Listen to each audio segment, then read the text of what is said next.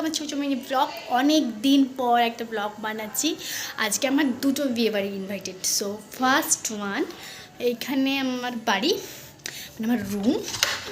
দরজাটা খুলি। আমার ব্লগ যারা ফলো করো তারা আমার ভাসুরের বিয়ে যেখানে দেখেছিলেন ঠিক সেম প্যান্ডেল, সেম জায়গাতে প্যান্ডেল। অ্যান্ড এই যে দাঁড়াও তোমাদেরকে দেখাচ্ছি, ওই যে এটা হচ্ছে খাওয়ার প্যান্ডেল।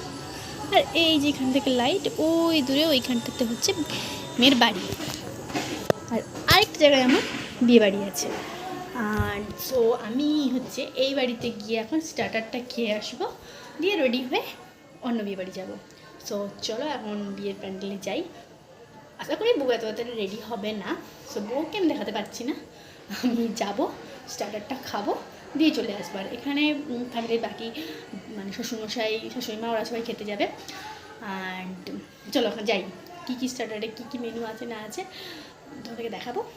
আর তারপরে আমি বিয়ে বাড়ি যখন যাবো সেটা তোমাদের সাথে শেয়ার করবো।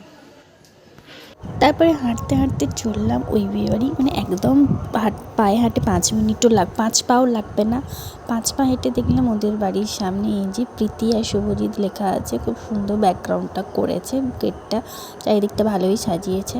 আর ওই ভেতরে তখন সিনু অলরেডি ঢুকে গেছিলো, তাই সিনুর কাছেও চলে গেছিলাম। গিয়ে সিনু বলছে, মামিমা এখনও মোমোস কাউন্টার খোলেইনি, আর ও মোমো খাওয়াই বলে বসে আছে। আমি ঠিক আছে চল আগে ফুচকাই খেয়ে নিই বলে আমরা ফুচকা, পকোড়া আর হচ্ছে কফি একটু ট্রাই করে নিলাম।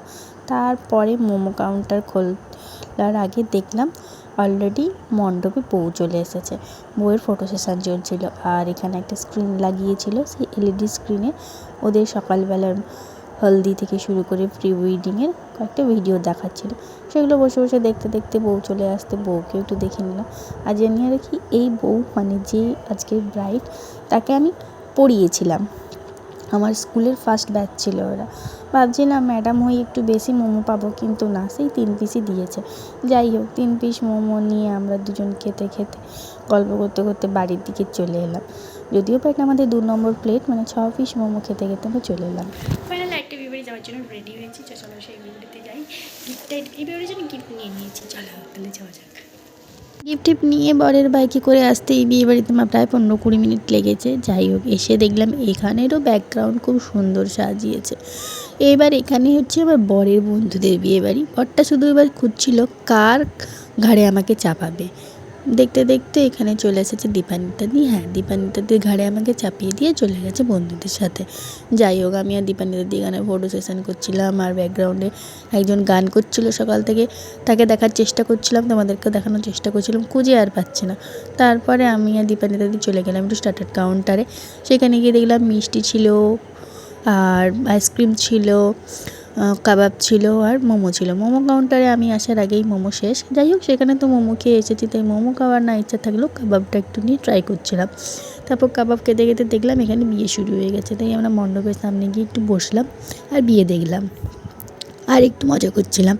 যাই হোক, এগুলো করতে করতে খাওয়ার টাইম হয়ে যেতে আমরা চলে গেলাম ডিনারে।